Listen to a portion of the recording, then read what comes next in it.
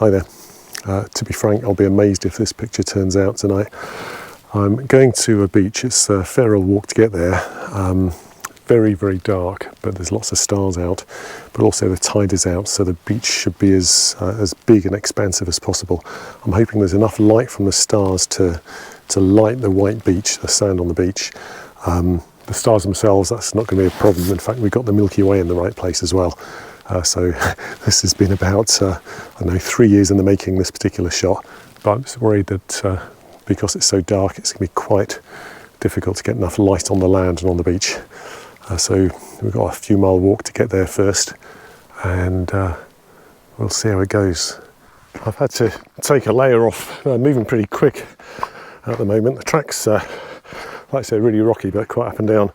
But despite being only 7 degrees, you don't really want to get a sweat up and then be standing around being cold for 2 hours trying to get a photograph. So getting rid of the sweat is the key thing. There's cows down along here as well, so we do have to be a bit careful, because it's one thing I don't like, it's cows. Never know what they're going to do.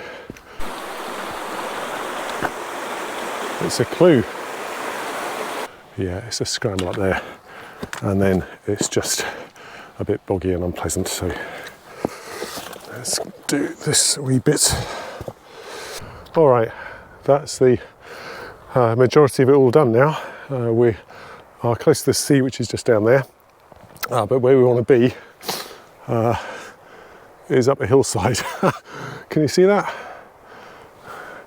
No, me neither, so it's a good job I did a recce. But we're going to get an elevated position looking south-southeast, which should give us a really good view of the crescent of the beach, assuming we can see the bloody thing. So we're going to scrabble up this random hillside that nobody can see and get in position nicely elevated so we can see the beach. And only then will we be able to see what we're doing once we've got the camera out and done a few multi-minute exposures. Then we'll be able to get a composition. So join me again when we get up there. Right, the tricky bit up here is that the heather actually goes right over the edge of the cliff that I'm above. So I don't really want to get too close to the edge there and not be able to see what I'm doing and go over. So I'll be looking for a bit of solid ground. We have some here, which is cool. So I'm on rock. I've got a place to sit, which is good, because some of these exposures are going to be long. I've got a couple of test exposures down. I'm just experimenting a little bit. See what we've got here. We've got the beach down the bottom, hugely starry sky above. So I'm at 30 seconds, f2.8 and ISO 4000 at the moment, which is kind of okay. But to get anything on the land, to get any detail on the land, I'm going to need to go up to about 2 or 3 minutes, I think. So I'm going to end up blending 2 pictures together, one for the stars and one for the land. We're going to pack up, we're going to go down to the beach. I mean, the shot is kind of okay, but the beach is looking quite small, even though it's huge. And a large boat decided to come through the frame, and that's going to take ages to cross the horizon. So what we're going to do is we're going to go down to the beach and see if we can get a shot down there, and then maybe come back up this way. What a pain. But I've got 2 shots anyway. I've got a portrait and a landscape, so we've got something.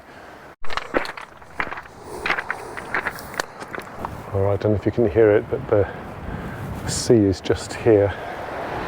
Now, the one thing we don't do is go wandering onto the beach, because if you do that, you leave what are called idiot prints, which are footprints left by idiots, because that will be in my shot later maybe. So we don't want to spoil the beautiful beach, which is going to be pristine with the tide having just gone out.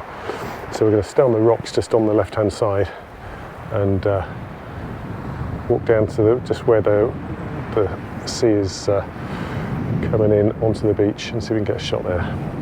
Okay, we've set up right on the rocks, just a few little rocks right on the edge of the beach. The sand is just here, and The sea is just there. See if we can get any of that for you. It's just over there. The beach is amazing looking. There's a flashing light out there, which is a lighthouse, Point Slate lighthouse. So yeah, we'll start again. All manual focus with all the jiggling about from the top of the hill there. I'm just going to reset the focus and start again and see what we get from down here. I'm running 2 exposures. One is 2 minutes, the other is 15 seconds. The 2-minute one to bring out the beach, which is coming out quite nice. Got some star reflections in the water as well. I'm not all that satisfied with the composition though. You know, it's kind of okay, but I think we're going to try a little bit up this way to the right, and this is where we do put the idiot prints down. But I think I've got everything else I'm going to get for the moment.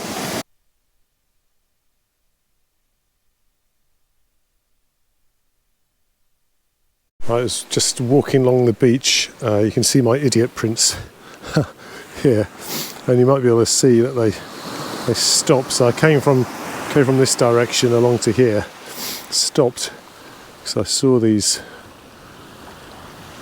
lines on the sand, slightly darker sand just here.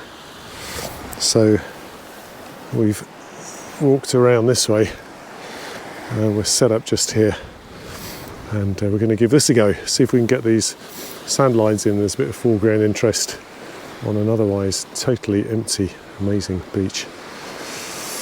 As with all this stuff, basically got to be prepared to adapt. So let's go do another one.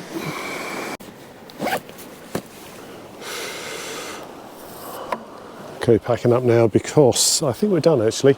I'll come right to the back of the beach and I've got a long shot going out, nice panoramic type shot going out across the beach, stars above. The thing is, I'm just not really sure about any of these. I'm really not. It's going to take back, getting back on the computer and having a look.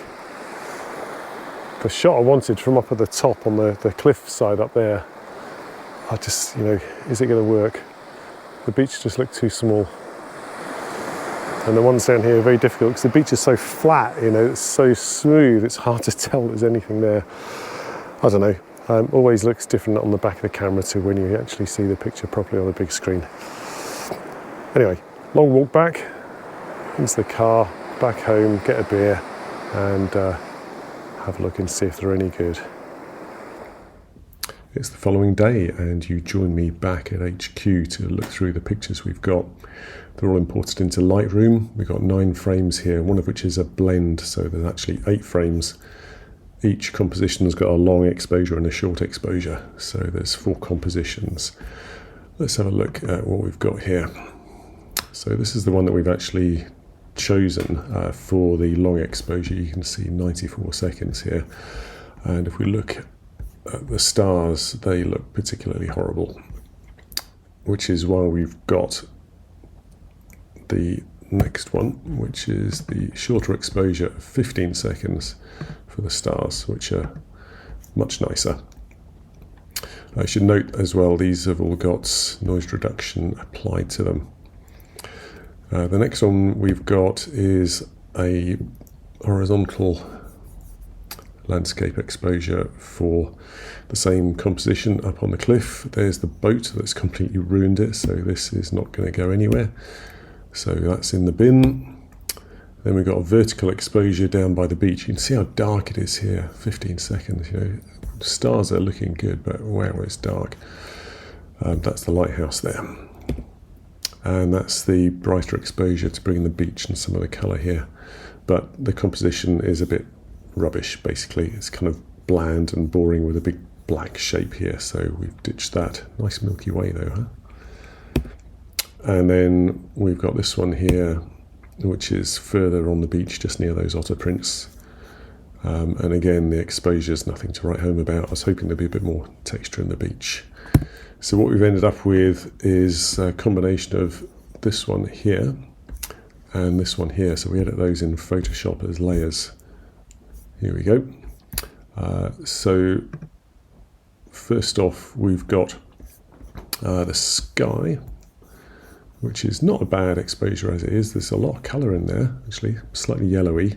The beach and the surrounding area is very dark, so what we've done is we've put that in there. That's the top layer there. We've masked that, so it's only showing through this lower area, which is the long exposure, and the upper area is the much shorter exposure for the stars to keep them nice and crispy. So those are layered together and they get dragged back into Lightroom, and we end up with this little chap here, which I think is looking really pretty good.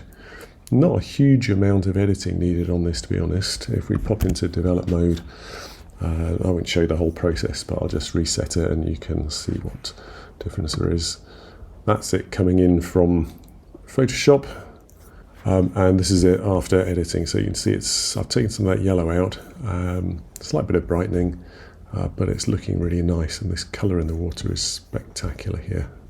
Shows the lovely beach as well, the context of it. So very pleased with that, worth all the effort. At least I got one shot out of it, and had an absolutely fantastic experience out there just on that beach in the middle of the night with nobody around. Totally gorgeous. I'll see you on the next one. Cheerio.